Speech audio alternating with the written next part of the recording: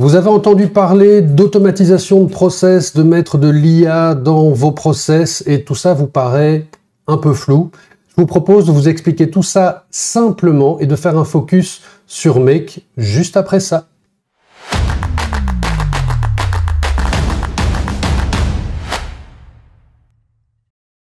Alors Make, c'est une plateforme qui va vous permettre d'automatiser des tâches entre elles. C'est vraiment idéal pour les entrepreneurs, les startups, les grandes entreprises qui vont chercher à automatiser leur processus. Make va vous permettre de lier entre vos outils de bureautique, par exemple des outils Microsoft, aussi vos applications dans le cloud comme vos outils Google, Trello, Jira, Slack, Notion, j'en passe et j'en passe.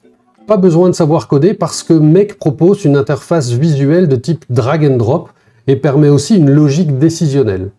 Make permet de créer des workflows dans vos processus de vente, de marketing, de production, etc. Make propose aussi des espaces de travail partagés pour faciliter la collaboration entre les différents départements de votre entreprise. Si vous avez des départements vente, marketing, ressources humaines, finances, informatique, tous ces équipes vont pouvoir travailler ensemble sur l'automatisation des process. Vous pouvez partir de zéro ou alors utiliser un des templates parmi des milliers que Make propose pour démarrer rapidement votre première automation. Point super intéressant, pour commencer à tester, Make propose une tarification à partir de 0. Alors, concrètement, comment ça fonctionne? Je vais prendre un passage d'une vidéo que j'avais faite il y a quelques temps et qui expliquait simplement le principe de cet outil. Dans l'extrait, je parle de Zapier, qui est un concurrent à Make, mais le principe est exactement le même. Comment ça fonctionne? Zapier? Comme je l'ai dit, ça fonctionne avec des API.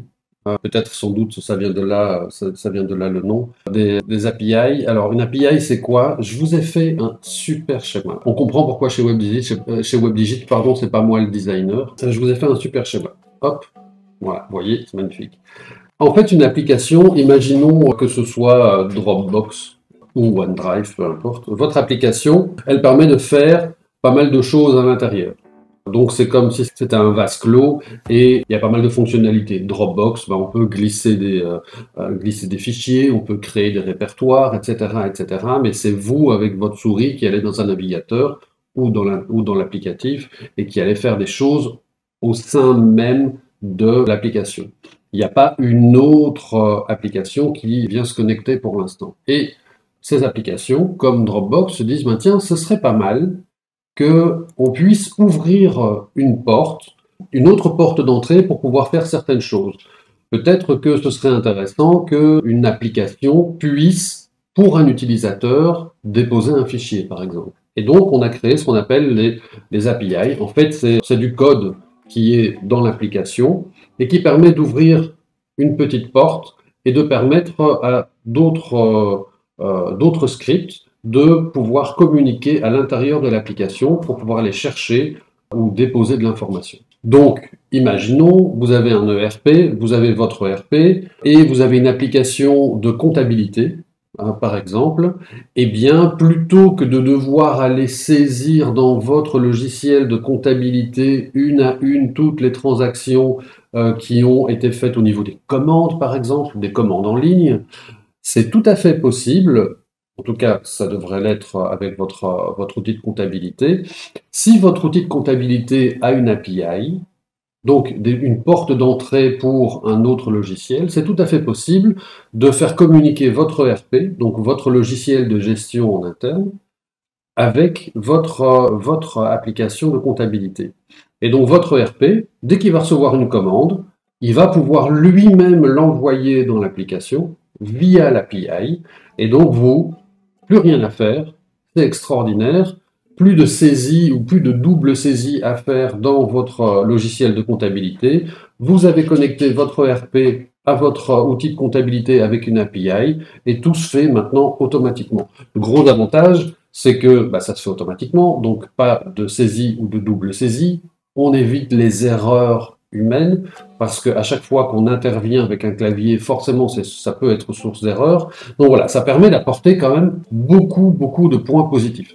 Donc vous voyez, c'est clair maintenant, une API, c'est du code qui a été créé dans l'application et qui permet d'ouvrir une porte à d'autres logiciels éventuels. Alors si on va un peu plus loin, peut-être qu'il y a une autre application pour votre site. Imaginons l'application HubSpot qui permet de faire de la gestion CRM. Imaginons que sur votre site, vous ayez un formulaire de contact et plutôt que de recevoir le mail de la personne et de devoir reprendre son email et de le mettre dans votre outil CRM, il doit très certainement exister dans votre outil CRM une API qui permet de faire ça de manière automatique. Quelqu'un soumet un formulaire sur votre site et vous connectez votre site à l'API de votre CRM, Spot par exemple, et automatiquement, toutes les coordonnées de la personne vont se mettre dans votre application CRM.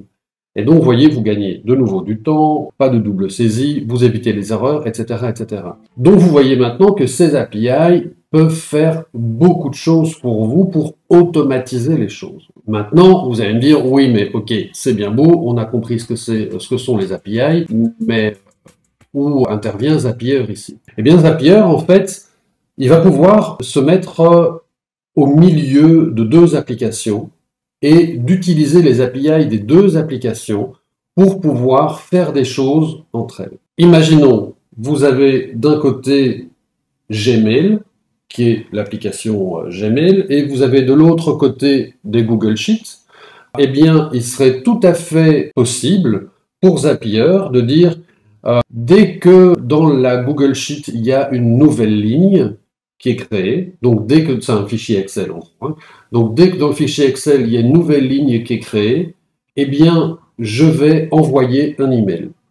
Et donc, vous voyez que ici, on ne parle pas de RP, on ne parle pas de CRM, on parle pas de ces outils-là, on parle vraiment d'automatiser certaines actions entre des applications qui ne vous appartiennent pas, qui sont Gmail par exemple et qui sont les Google Sheets, et de faire en sorte que dès qu'il se passe quelque chose, dès qu'il y a un déclencheur, eh bien il y a une action qui suit. Et c'est là où on arrive, c'est qu'on va parler de trigger, donc de déclencheur. Dès qu'il y a un déclenchement de quelque chose, il y a une action qui suit. Par exemple, comme je vous l'ai dit, la mise à jour d'une Google Sheet, ça va envoyer une action, par exemple, envoyer un email. Là où c'est vachement intéressant, c'est qu'on peut encore aller plus loin, c'est qu'un déclencheur peut non seulement faire s'enchaîner plusieurs actions, mais on peut aussi brancher des actions. Et on peut aussi mettre des conditions. Ça, ce sera dans l'exemple avancé. Donc, vous voyez un peu l'idée, les API, on va pouvoir les connecter ensemble grâce à Zapier, et Zapier va pouvoir faire toute une série de choses avec ça.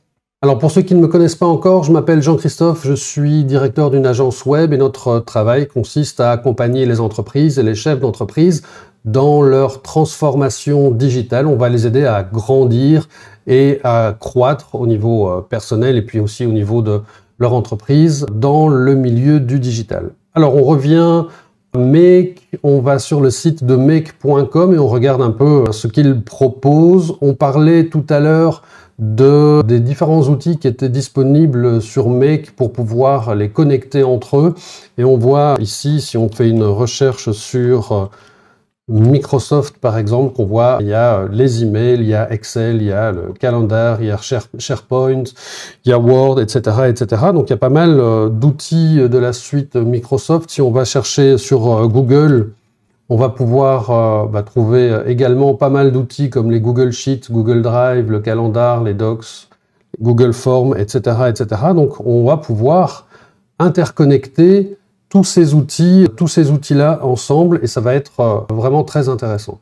Alors, on n'a pas que du Microsoft et du Google. Si on fait une recherche sur SAP, on va pouvoir trouver des connecteurs avec SAP et on va aussi, par exemple, Cocorico, on va aller chercher chez Odoo et on voit qu'il y a une solution Odoo qui existe aussi pour connecter les outils avec Odoo et Odoo avec d'autres outils.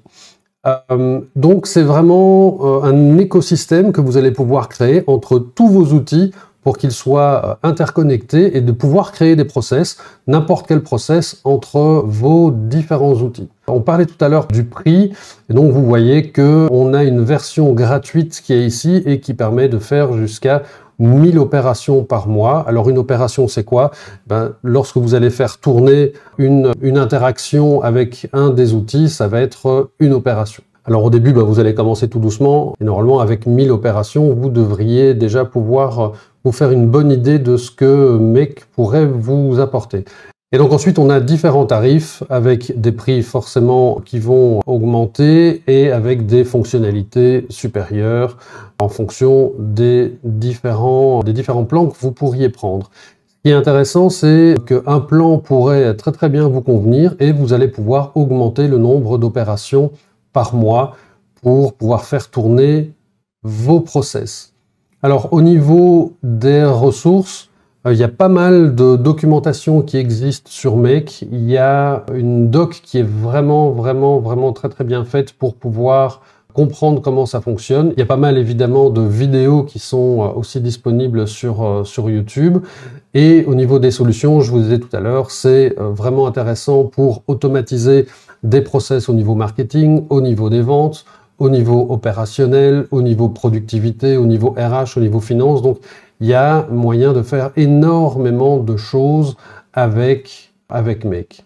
Alors, si vous souhaitez voir si Make peut convenir à votre entreprise et à l'automatisation des process de votre entreprise, c'est assez simple. Vous pourriez aller sur App et Services et puis sélectionner un de vos outils. Par exemple, ça pourrait être votre Google Drive.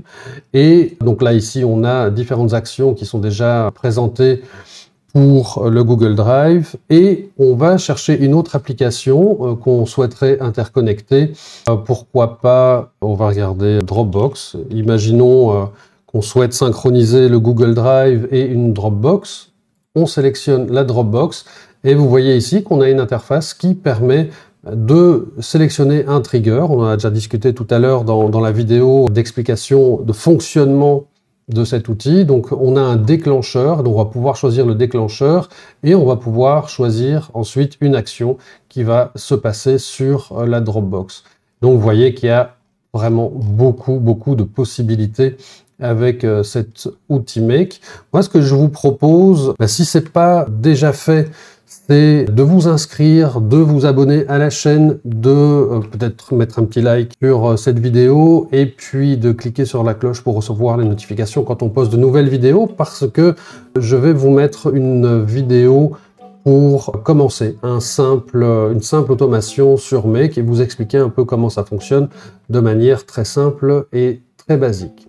Voilà, je vais m'arrêter ici. C'était une vidéo d'introduction à Make. Je vous donne rendez-vous à la prochaine vidéo. En attendant, prenez soin de vous et prenez soin des autres.